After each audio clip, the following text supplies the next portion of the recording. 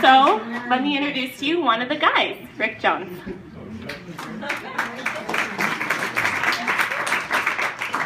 Sit on.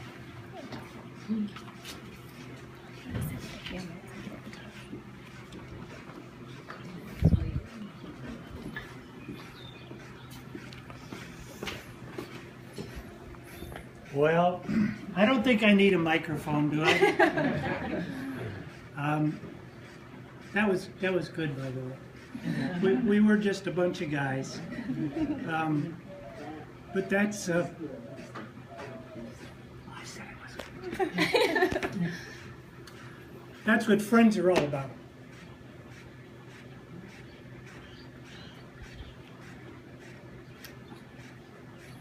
I'll get it. Bear with me.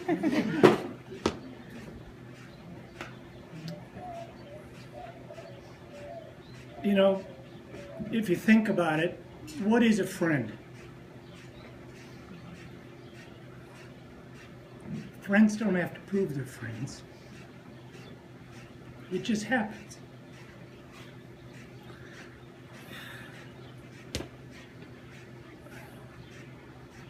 Wayne and I both met the first time in sixth grade,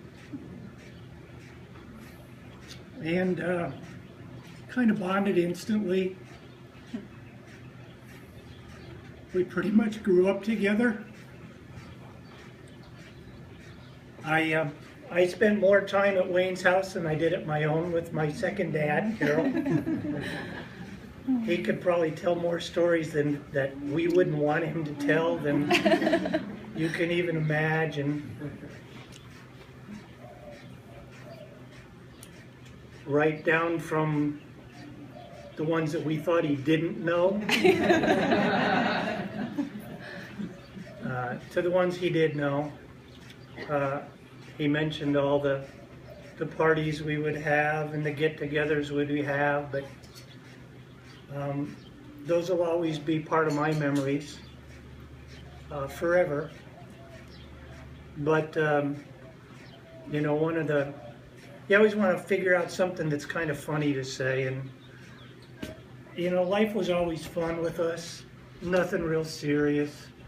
New girlfriends, new parties, cars. You guys might know it, but for a year I was Wayne's chauffeur.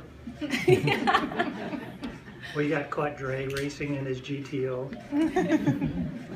So his car became mine, and I picked him up every morning and we went to school for a year. It's just the way things were. Friends did those things for each other. You know, and as we grew up and we went on, and we'd look very forward to our 10-year and our 20-year and our 30-year reunions for high school, and the next one will be tough. It will. But the one thing that everybody needs to know is that friends are always friends. I loved Wayne. He was my best friend. And he'll always be with me, and he'll always be with you guys. Thanks for being here.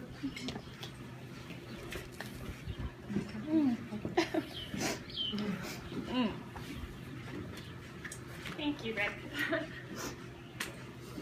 Okay. So our next speaker is my best friend, Cherie. And when I think of her and I's relationship, a lot of it has to do with basketball. My dad was always our coach, along with her dad and other dads. And they're always scheming, like, what the next best play, where to move us, like what was the best position. So I don't know, here over the last couple of months we've done a lot of reminiscing with my dad, and my mom, I think it was my mom, asked my dad, you know, like, what are some of your proudest moments of the kids? So he says, Jeff, you know, he's grown into such a man, and he's doing all this world traveling, and he's figuring it out. You know, I was a little worried, but he's really figuring it out. He's just doing his thing and having such a great time. You know, and then he says, Leah, man, she is just the greatest teacher. Like, we couldn't have picked a better profession. Mrs. Clark, student council, with her Kate Spade bag. And he goes, Kara, when she broke Curly Sue's arm in 8th grade basketball tournament championship game in overtime. What?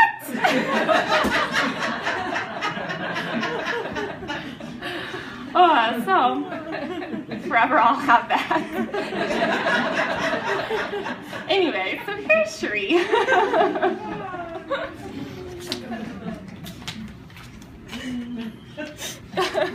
It was a good one. So like Kara said, I've known her since 2nd grade and been friends with the Stevens since 2nd grade, a long time ago. And, you know, our dads coached us through elementary school and then rarely missed a game in junior high and high school, which I think sometimes we wish they had, because we got a lot of commentary from the stands, which I'm glad that Kara's passing along now. Yes, I am. But off the court, I spent a lot of time with the Stevens, and they're my second family. And when I think back to all the memories, there are certain times that just pop into my head. And every single time, they're the trips to the cabin. And I know some of you have been to the cabin, whether it was with the birthday party with Kara, or just random weekend trips, or trips with the Olsons and my parents and just our families. Those are just some of the memories I'll cherish forever. But whenever I think of the cabin, I have this distinct memory of Wayne in my head, and it's just plastered in my head. And so, one of the times Kara invited me up as her friend. We were little, I don't know. But, so we're sitting in the back on the way up, and I pull out of my bag this toy lizard. And I show Kara. I was like, okay, so let's play a trick. So we schemed the entire way, and I'm sure, you know, Kathy and Wayne knew something was going on in the back, but. So we get to the cabin, and Kara and I bolt out of the car, unlock the cabin door, we drop the lizard on the ground, and we stand on the bed and start screaming. So of course Kathy whisks Wayne, go check it out! So Wayne goes in there, and we're just pointing at this lizard on the floor. And so here goes Wayne, grabs the broom. And he's up here, and he circles around it, like tiptoes around it, and he does this hockey shot, and sweeps it out the front door. And that is just plastered in my head. I will always picture when I think of the cabin. So hard. Yeah, Kara and I lost it. I mean, it was obvious. But Wayne will always be with that, you know, that broom high in the air, you know, coming to save the day. But I have so many great memories of your dad. And, you know, to be honest, myself and I think a lot of my friends were very envious of you. Because every morning, Kara got woken up to smooth jazz. She was carried from her bed into the bathroom. And then when she was done getting ready, she had a nice bowl of Cinnamon Toast Crunch waiting for her downstairs. And I've never heard of any other dad who would do that. It's true. And that was through high school. That wasn't just The day I went to college. Oh my gosh. Kara just admitted until the day she left for college. But, you know, that was Wayne. He loved his family. He loved his kids. And I'll never forget all the times that I've had with him and my wonderful family. And I just know right now Wayne's sitting on a beach with the beer in his hand, cracking up laughing. And I know that all of us here are more than happy to open up a beer with Wayne anytime. And so Wayne, I love you. I'll miss you. And you need a drinking buddy up here. That was good. Okay, that was funny and embarrassing. Okay, so our next speaker is a gentleman by the name of Jimmy. Jimmy, hubcap Jimmy.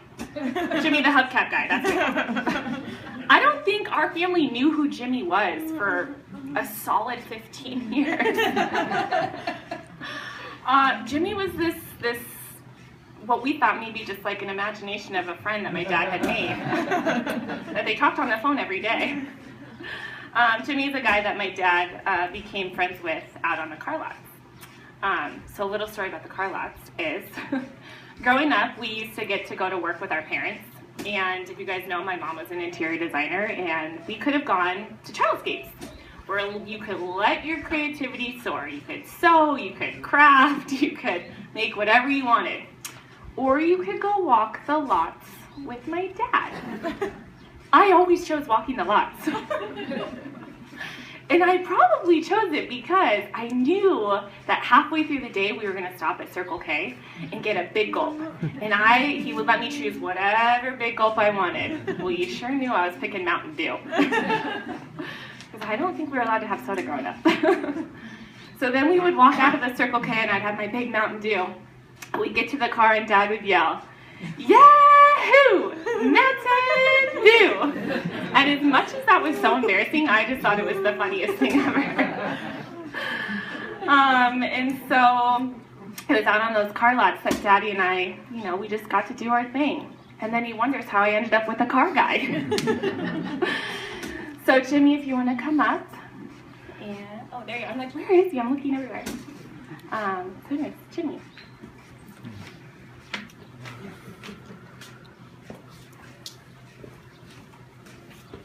Okay. My name is Jim, but the family has always called me Jimmy. Jimmy the hubcap guy. I never argued. This week, when Kathy and I talked, she wanted me to say a few words, and I'm like, well, what am I going to say? I'd be mowing the lawn, and I'm thinking, what am I going to say about Wayne? And it's kind of hard to stand in front of people, and so I jotted a few things down, wrote them down and everything. So my wife Katie and I were at the table this morning, and my daughter, she's 14, 8th grade, she says, "Dad, I can write something about Wayne for you." And I'm like, "Really, Amanda? You can?" She goes, "Yeah." So here we go. She said, "Wayne was a wonderful man and had such an amazing heart. He made every day enjoyable. He was an extraordinary friend. He will be greatly missed by everyone. He was the kind of person who had a great love for sports, and he loved the Sun Devils. I can't describe how much he hated U of A.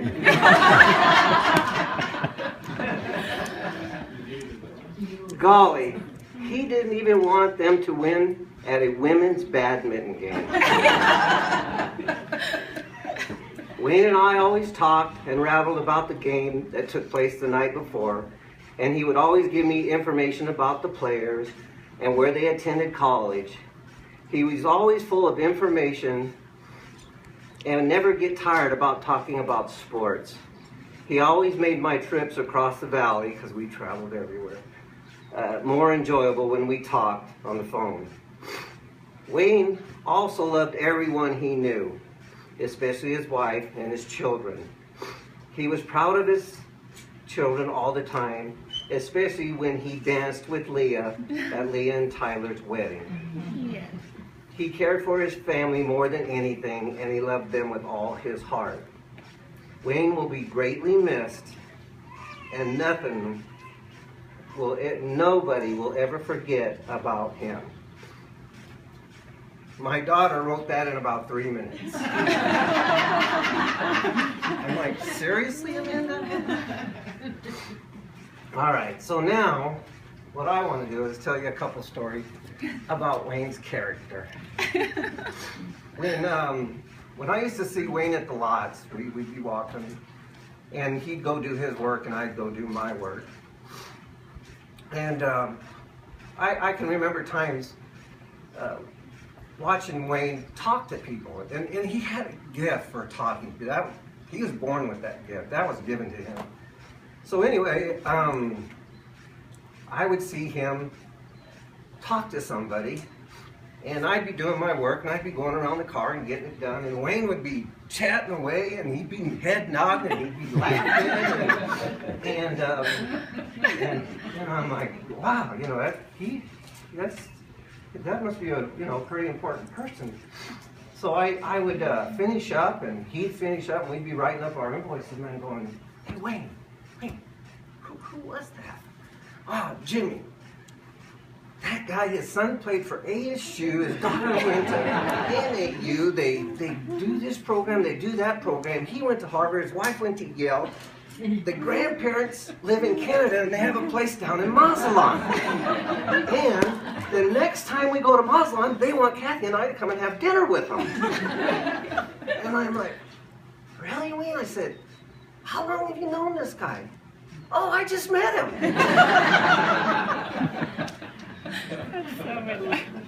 And I'm like, Wayne, did you get his social security number? And Wayne was taller than me, and he'd look down and he'd go, nope. But I tried. So that was the kind of person Wayne was. He could talk to anybody. I've got 1,000 stories to tell you, but that was the one that just kind of came to mind. He was a great person. He loved his family, and we're going to miss Wayne. I'm going to miss him especially because I talk to him all the time. I still feel like calling him, see if he'll answer. So anyway, thank you all for showing up. Thank you, Jimmy. That was great. And yes, Jimmy and my dad literally talked every single day, 3 times a day. 3 was the minimum, 5 to 7 maybe. What did they talk about? Okay, so our next speaker is my mom. My favorite story, so I might have 2 stories for my mom. And my favorite story, though, is when they first met. They had been dating, I think, okay, now there's a disclaimer. All these stories are from what us as the authors remember, whether or not that's really what the truth is. They had been dating, I think, 6 months. And my mom had gone home to Kansas. And she was hanging out in Kansas, and she was talking about my dad, and she says, you know, I'm going to marry this guy. I'm going to marry him. They're like, really? Like, Wayne? Like, really? And she's like, yep, I just know this. I have this feeling. I'm going to marry him. So she comes home, and the night she came home, she's, I think, at my dad's apartment. And they're sitting on a couch that we had years later still. And she's sitting on his lap, and he said, gosh, I missed you. She said, I missed you too. He goes, don't leave me again. Can you just not do that? And she goes, yeah, I think so. He goes, let's get married. And she goes, really? He's like, yeah, then you'll never leave me. He had no ring. She then later asked, how much money did you make today on the lots? $28. To be fair, it was 37. Okay, 37, sorry. The sweetest man, 33 years later, still madly in love. My mom and dad. Okay, so my other funny story about dad, though, and mom, is I think we can all say that my dad was very well known for his ponytail. My mom really wanted this ponytail, and she kept begging him, honey, just grow your hair, please grow your hair. I would be so sexy, just grow your hair. Okay, fine. Well, if you know us Stevens, our hair does not grow very fast. So I think he had been growing it for 2 years. 2 years, I think it got 2 inches longer, like maybe, like right here. And We are at the Islands Elementary Christmas Craft Fair, my mom and I, and we have our booth and we're selling our stuff, and in walks my dad without those 2 inches of hair. He had gone to get his hair cut. And he got it all off, and he was so excited. He walks in, and my mom just burst into tears. She was so upset. Well, needless to say, my dad had a really long ponytail after that. So anyways, Mommy, do you like to come up?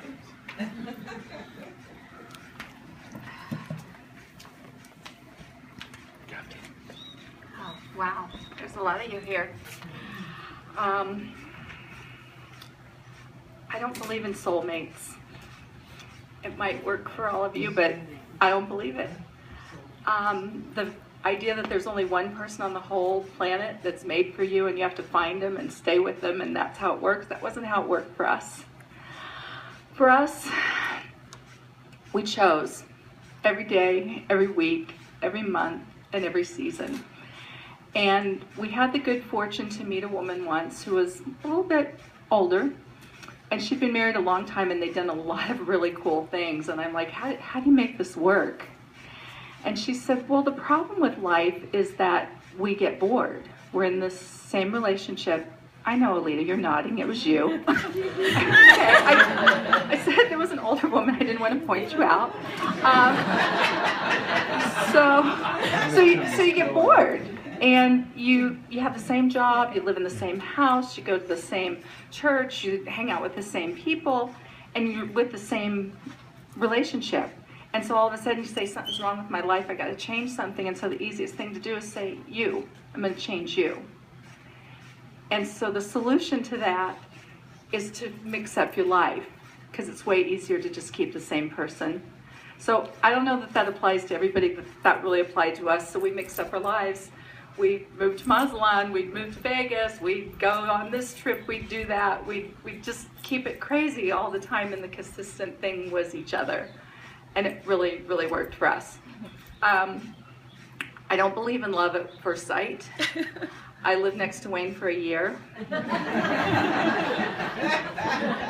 I had a rule, I don't date neighbors, because when you break up, that gets really ugly.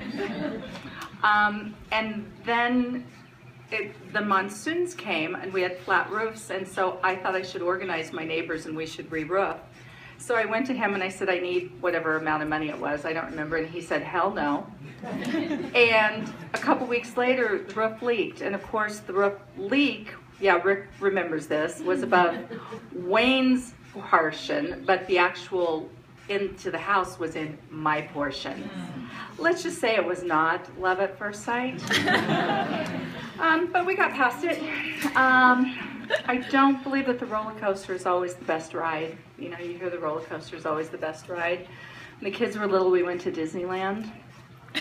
And we paid a lot of money because, you know, it's not cheap. And we stayed at the Disneyland Hotel. And Karen got on the monorail. And she really liked it. And Wayne rode it with her for 3 days. They never got off. They just rode the monorail. And Wayne was happy. Like, Wayne was happy. He's like, okay, let's ride the monorail. So that's what they did. I know that love is not blind.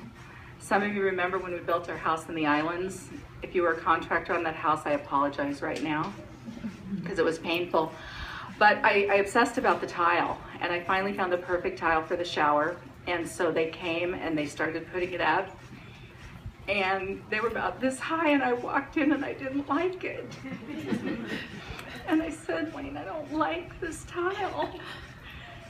And he called the contractor, and he said, I'm going to need you to come tomorrow and rip that out. And the contractor said, but that's going to cost whatever it was. And Wayne said, yeah, but every morning she's going to get in the shower, and then she's going to get out and she's going to be pissed. And I'm going to have to live with her. So I just need you to change the tile. And so they did. I don't believe that we all have a limited amount of love to give. There's been some talk about Jeff Bonfield, and Jeff and Rick and Lair were the foursome. And when Jeff was tragically killed, Wayne said, no, that's it. You know, I'm just going to have Rick and Lair. That's it. And then along came Jimmy. And none of us saw that one coming. And we did think Jimmy was the figment of Wayne's imagination, except for the phone bills. And that was back when you paid by the minute. And Katie and I made a pact once of like we were going to put a limit. And what was so great about their friendship is when we moved to Mexico, nothing changed because they just talked on the phone. They never, you know. So, Jimmy brought so much to Wayne's life, and when our kids got to the point that he didn't need to worry about them every minute, he could take a break occasionally, he started worrying about Jimmy's kids. All the time. And this whole Amanda, what school she was going to go to, oh my gosh. we have hours and hours of that. I don't believe in prenuptial agreements, and if y'all have one, please don't be offended. We didn't have one. But there was a contract, and it was unwritten. And part of the unwritten contract was that I don't put gas in my own car. And Karen and I used to run and walk a lot, and we knew that it was exactly 6.2 miles from her house to my house on the canal. But one day, I don't know what we did. Anyway, we were at her house, and I got in the car, and that damn light came on, and it said, you have 6 miles. Well, I didn't want Wayne to know that I actually did know how to put gas in the car. So I stopped and put in $1.50 so that I could get home and he wouldn't know how to do that. I'm telling a lot of stories. Okay, I don't believe that money can buy love. However, I know for sure it can keep you out of a Mexican jail.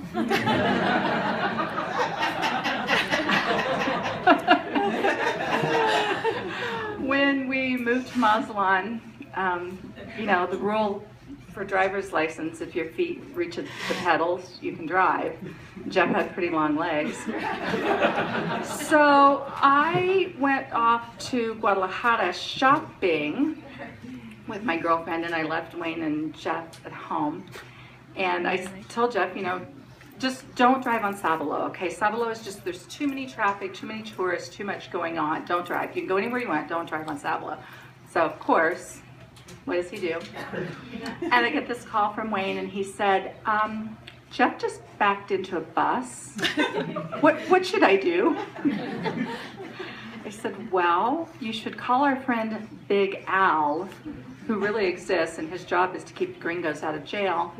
So thank God I hadn't left Wayne with much money. He goes down and he finds Big Al. Jeff's down there, opens up his billfold, or Al says, how much money do you have? He opens up his billfold. He has 600 pesos. Or was it 800? I don't know. Al takes it all. He gives 100 pesos to the bus driver, 100 pesos to the cop, 100 pesos to and puts the rest in his pocket. Jeff didn't go to jail. So if you go into Mazatlan, look up Big Al. I personally, even though we live in Vegas, I don't believe in buffets. Wayne, on the other hand, loved the buffets, and he particularly loved the Sunset Buffet, which for breakfast was $4.95, except he was on the VIP list, which means once a month he got a coupon, and it was 2 for 1. And so one particular time, Pam happened to be there on his birthday, and I left them alone for like a millisecond, and I come back and she's asked him where he would like to go for his birthday. And we went to the Sunset. I don't recommend it. Oh crap, Tyler, I just did, oh there we go. Okay, it didn't go in. I don't believe that love is easy. I think it's a lot of work.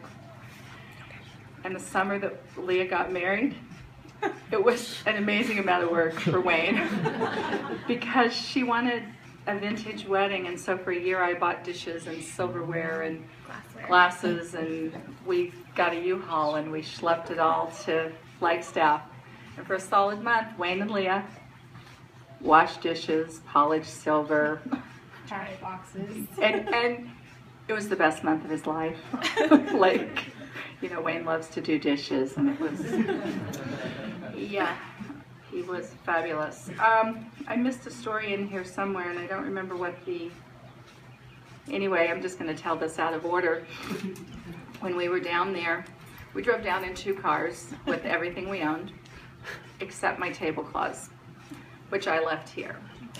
And some months later, Tyler and Mark and TJ, was there somebody else? No. We're coming down, and I'm like, oh, you can bring the tablecloths.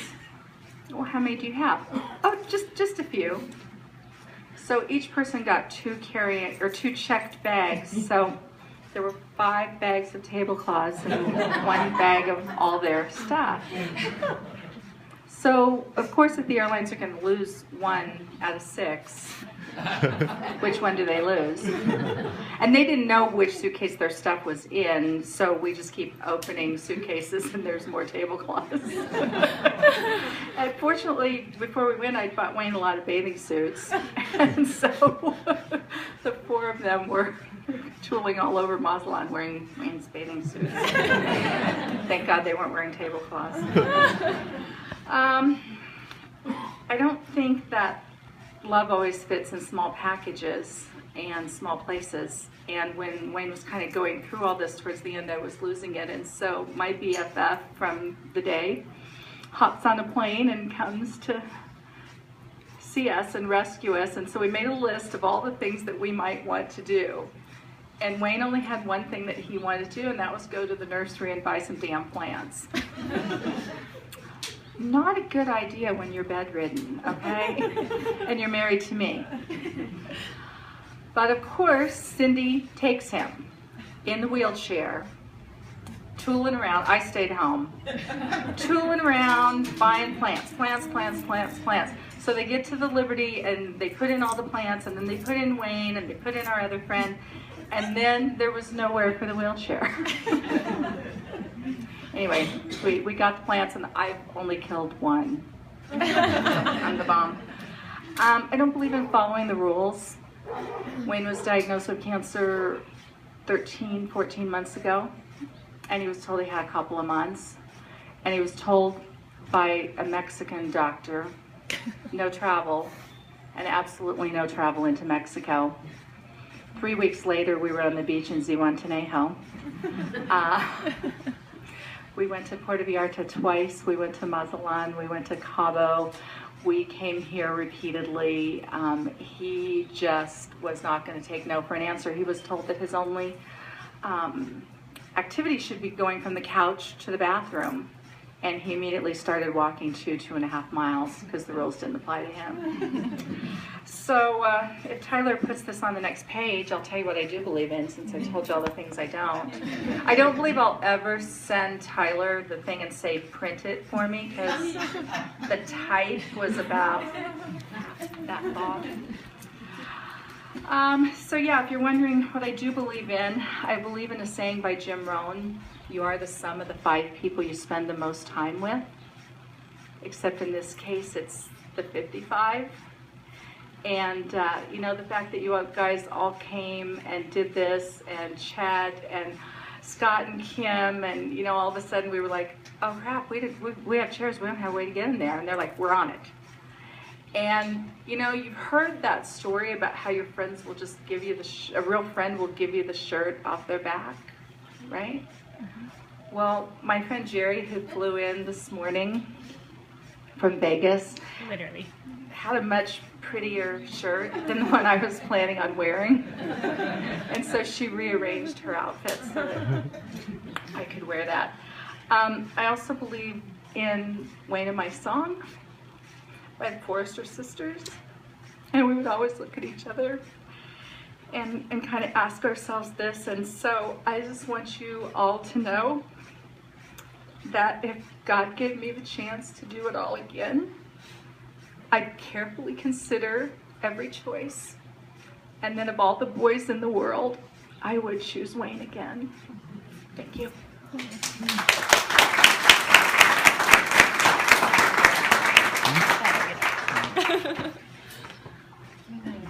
That was really cute, Mom.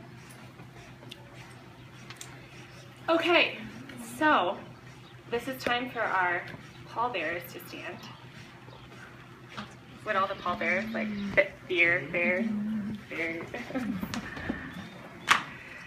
Okay, so because we're not traditional, but we like to sometimes try and keep things traditional, there are pallbearers in these types of events. But my dad was very adamant that we should all have a Pacifico in our hand at this event in honor of him. Oh, Grandpa. Oh, okay, just kidding. Well, okay. So we have beer bears who are now going to pass out a beer to everybody. So if you just bear with us while everyone gets one in their hand.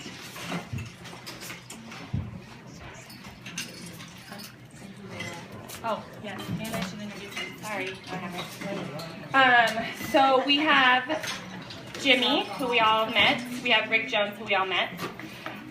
We have Mr. Tyler Clark, who is my sister's husband, and his wonderful father, Mark Clark. We have Scott Olson, who we keep mentioning. And of course, my little brother, Jeff.